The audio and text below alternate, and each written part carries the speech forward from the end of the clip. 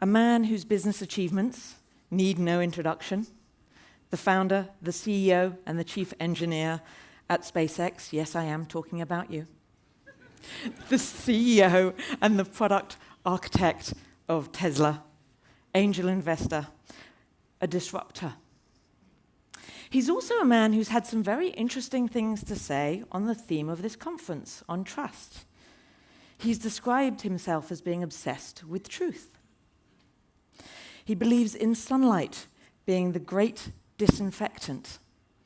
Elon Musk, please do join me.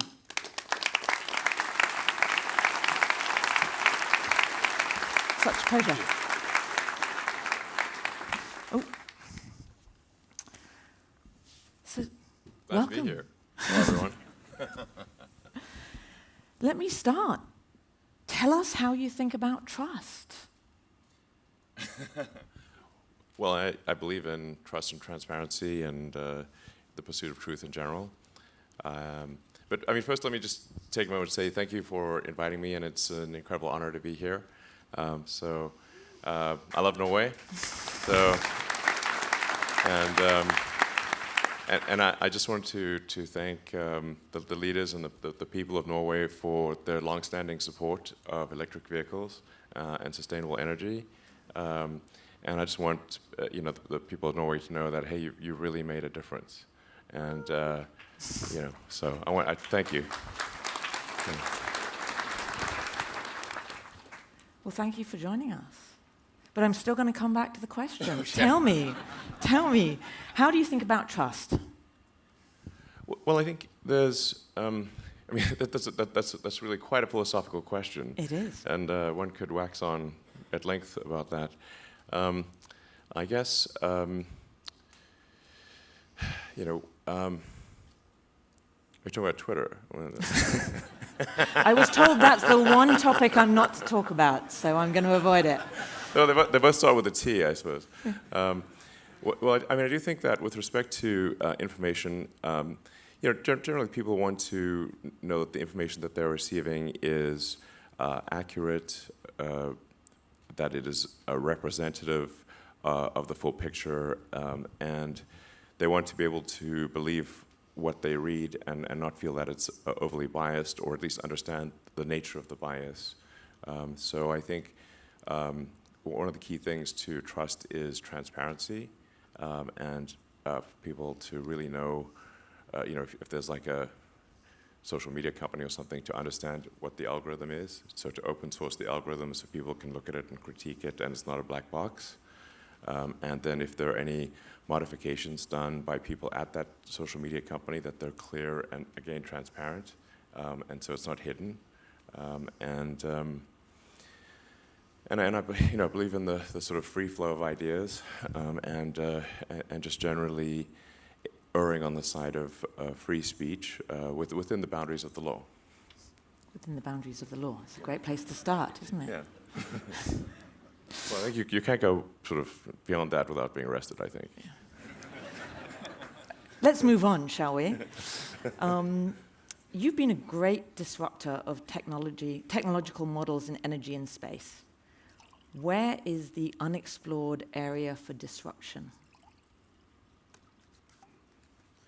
Well, I find the word disruption, I don't aim to disrupt for the sake of disrupting, It's more like there's thinking about what set of actions are most likely to lead to a better future. Mm-hmm. And so, in order one of the things, obviously, in order for humanity to have a compelling future for civilization, is that we must have a clear path to a sustainable energy future. That's one of the things that I think everyone would agree with. Now, I actually am not someone who would tend to sort of demonize oil and gas, to be clear. This is necessary right now, or civilization could not function. So I do think we actually need, and actually at this time, I think we actually need more oil and gas, not less. Mm-hmm. But simultaneously moving as fast as we can to a sustainable energy economy. And I thought the words of the Prime Minister were just spot on. It's And I'm glad to hear that there's a large effort for ocean wind, because that's I think, a massive untapped potential. I would say go even more than what the Prime Minister said, frankly. It's like, that's, I mean, if you did a 100 by 100 array of 10 megawatt systems, you'd have 100 gigawatt capability. And then you do need to combine that with stationary storage, battery packs, to buffer the energy, because sometimes the wind blows and sometimes it doesn't blow. Or it doesn't blow as hard. And so you need to buffer it with battery packs, stationary battery packs, and Tesla and other companies are also making that. So that the three pillars of a sustainable energy future are sustainable energy generation, which is hydro, geothermal, wind, solar. I'm also pro-nuclear. I mean, I think we should really keep going with the nuclear plants. I know this may be an unpopular view in some quarters, but I think if you have a well-designed nuclear power plant, you should not shut it down, especially right now. But I try to say what I think is scientifically cogent, even if it is not popular. Anyway, so the pillars are sustainable energy generation, but then must also store the energy, because many of the two main sources of sustainable energy, wind and solar, are intermittent. The wind doesn't always blow, the sun doesn't always shine, so you must buffer the energy in stationary battery packs. And then the third element, obviously, is electric vehicles. So electric cars, trucks, aircraft, boats, with the ironic exception of rockets.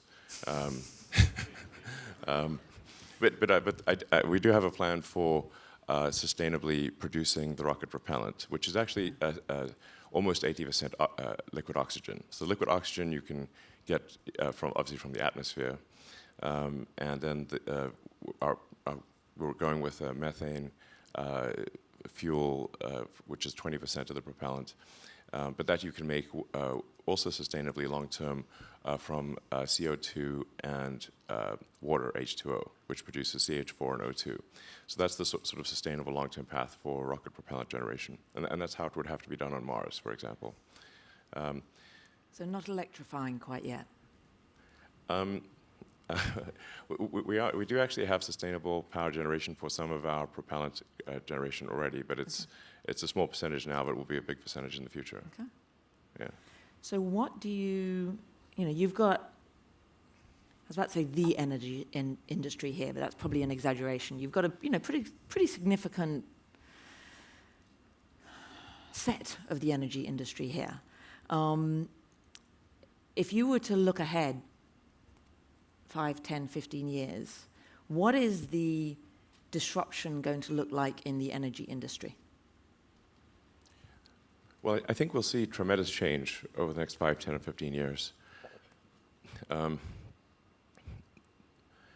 say, like, if you say by 2030, I would say probably half of all new cars made will be electric.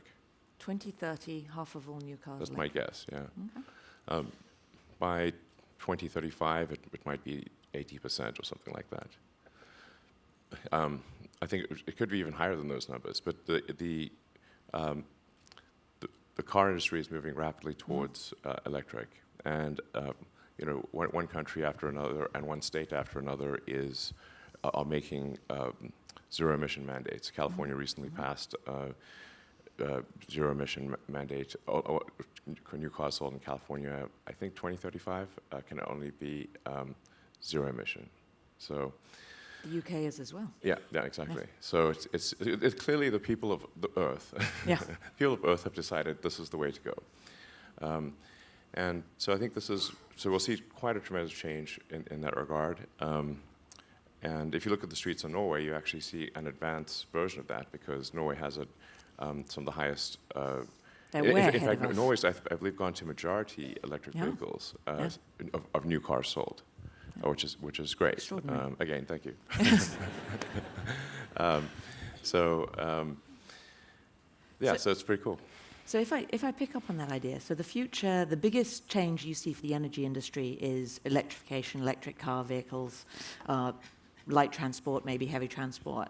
What does that mean about supply chains?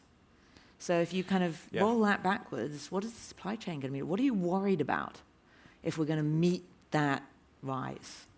Yeah, so the interesting thing is that you say, like, what are the limiting factors governing the rate at which the world can transition to sustainable energy? And I think it's the rate at which one can grow battery production. Okay. So then if you say, well, what are the constituents in the battery, in lithium-ion batteries, it's, you've obviously got lithium, you've got a cathode, which is the main cathode materials are going to be a metal, and that's nickel, manganese, and iron. And on the anode side, it's primarily carbon, graphite. So in a sense, you're sequestering a little bit of carbon in the battery, and with some silicon added for energy density on the anode side. And then there's the electrolyte and whatnot. So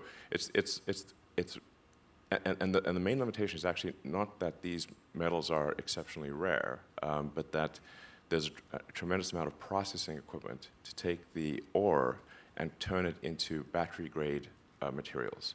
Because the battery-grade anode and cathode have to be extremely pure in order for the battery to last for a long time.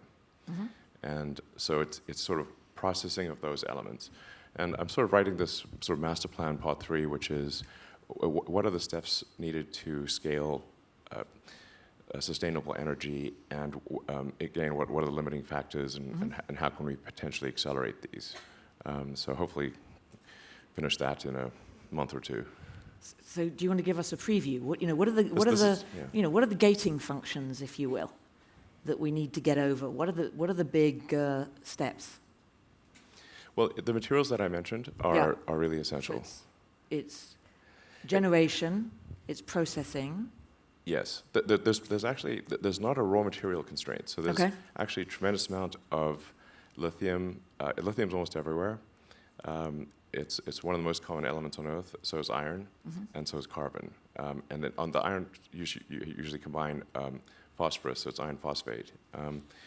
So that'll probably be the biggest chemistry that's used. So it's not so much the raw materials as it is converting the raw materials into the highly purified form that can be used in batteries. And so that's a tremendous amount of processing needs to happen for that. At the sort of scale that is currently comparable to the world oil and gas industry. So the scale is just tremendous. So this is all happening, and it's happening fast. It's just a question of what can we do to potentially accelerate that and make it go even faster. So it's all happening. It's just a question of when. And are you going to give us the answer to that? What can we do to accelerate it, to make it happen even faster, if we're going to be 50% new electric vehicles sold in 8 years, you said? I think that's actually where we're trending. Okay. Even if we just keep doing the things we're currently doing. Okay. Yeah. So it's pretty So you don't good. see a limiting function at the moment. No, I don't see a limiting function. It's really just how many years will it take us, and are there actions what actions can we take to have it be faster? And it's going to be increasing the rate at which we can convert the ore into battery-grade materials. That will set the rate at which we can build electric vehicles and stationary battery packs to capture solar and wind. Okay.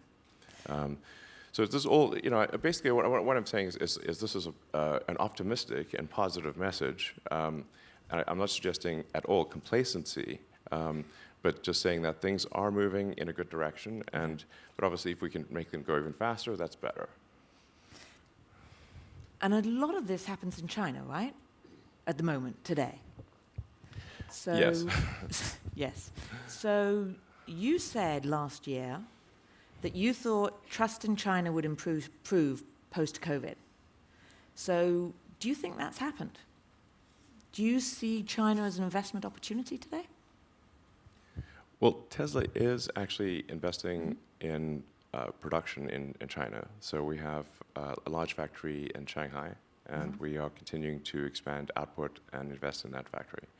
But we're also investing in Europe with our factory just outside of Berlin. and in the US with our new factory just outside of Austin. Okay. So, and we hope to announce a location for another gigafactory perhaps later this year. So we're going as fast as we can, and I've always said that I would say, like, when you look at Tesla, the fundamental good that Tesla does, I think it's not measured by profit, but rather by how many years will Tesla have accelerated the transition to sustainable energy. This is how I think this one is should your look measure at. of success. Yes, yes, yes. And I think we have accelerated it to some degree already. You know, I think if it wasn't for Tesla, the car industry would have transitioned to EVs much later.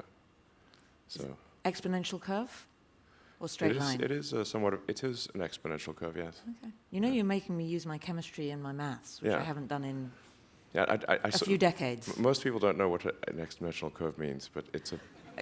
I think most people in this room... Maybe in this room, yes, yes. This room, they know, yeah? Yes, yeah? yes. Yeah, I thought so. How about a logarithmic curve?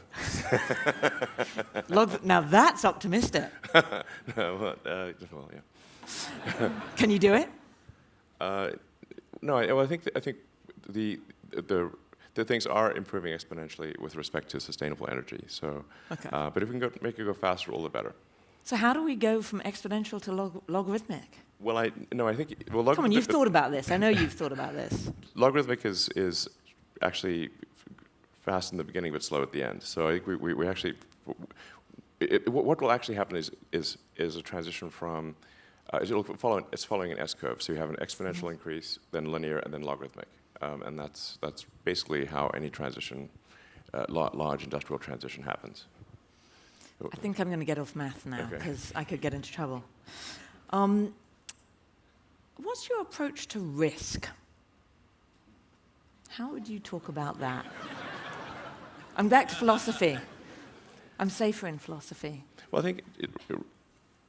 I don't sort of like, just arbitrarily seek risk. I think there's, some things are risky, but if the stakes are important enough, then you take the risk.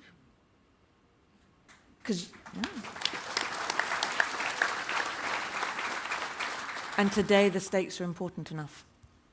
Yes, I mean the stakes are extremely important, very fundamental to the future. Yes. Because I'm guessing, I don't know everybody in this room, but my guess is that you take significantly more risk than possibly anybody in this room, but certainly more than 95% of the people in this room. What allows you to take those risks? Are you faster? Are you smarter? Do you think differently? What do you do differently that allows you to do something that most people here, smart as they are, can't do? Well, I think there's probably a lot of people in this room that do take a lot of risks, but... I can take a risk. I probably can win. Well, we've got a volunteer, but before you... I want to hear what Elon has to say about how he takes risks. No, I literally just try to use the scientific method, frankly, and consider the what is the importance of the outcome, and what is one risking in order to achieve that outcome. And but like I said, if the outcome is important enough, even if the probability of success is low, one must, I think, still do it. In my view, some things are very important, and in order to have a good future, and if we don't do them, well, then we're in big trouble. And so, then how much of a risk really is it? Because if we don't take those actions, we won't have a good future. And I think the riskiest thing would be no action. So it's almost as though it's really not a risk, it's not a choice at all. Not really, yeah. Okay. I think it's wonderful that you can change the world, because you really can change the world, and you have. You have the ability to do what, in many cases, not even governments can do. I mean, as I was doing a little bit of research for this panel, one of the data points that I saw is you were able to turn on, if you will, the internet in Ukraine in just 4 hours. What kind of responsibility do you feel as a corporate leader you have when you have that kind of power? How do you think about that? Well, I think it was a bit longer than 4 days, but it was about 4 hours, about 4 days, I think. But we did have some guess that maybe there would be something happening in Ukraine, and so we did pre-position some Starlink terminals there just in case. So that was helpful for the initial part of the invasion, and then we accelerated delivery of a lot of terminals within a few days of the invasion taking place. And the Ukrainian government tells me it's been very helpful. Yeah.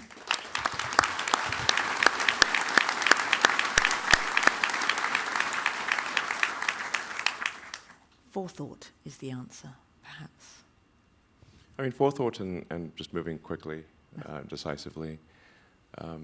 So I do hope some peace can be achieved in Ukraine and Russia. That's I do think some thought should be given to what's the end game there, and I think the end game will require some compromise on the part of both parties. Yeah. You've said that what you're solving at Tesla is an AI problem, not a transportation problem. And you talk about the next big disruption being AI. What can AI do to help combat climate change, particularly in this period, the short-term period as we're transitioning? Well, Tesla's goal from when we started it has always been to accelerate sustainability. So that is still our primary goal by far. We have a secondary goal, which is to solve at least real-world intelligence as it applies to self-driving cars, and then potentially, with humanoid robots. But it's so Tesla is in part an AI company, and increasingly an AI company, but is still primarily a sustainable energy company. I think.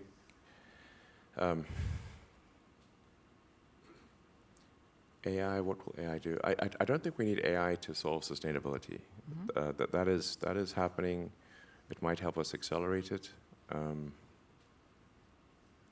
But I think we should also be cautious about AI and just make sure that as we develop AI, that it is, it doesn't get out of control, and that the AI helps make the future better for humanity. And that's something I know you're working quite a lot on. I think we should be more worried about AI safety than we currently are. Yeah. Especially, the future wars are really going to be, and we're seeing a taste of that in Ukraine, very much drone wars. So if your drones are better than their drones, then you win, basically, is what will happen. Thus has it always been. No, that's going to be, it hasn't been that, but will. It will be. Final question, we've just got a minute. What keeps you up at night, and what are you doing about it?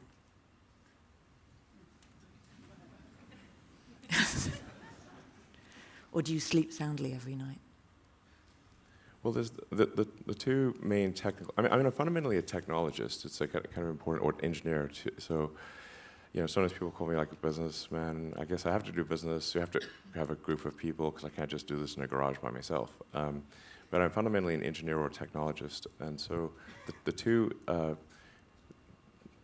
technologies I'm focused on trying to ideally get done before the end of the year are getting our Starship to orbit, which I think is important for expanding consciousness beyond Earth and life beyond Earth, and then having the Tesla cars be able to do self-driving.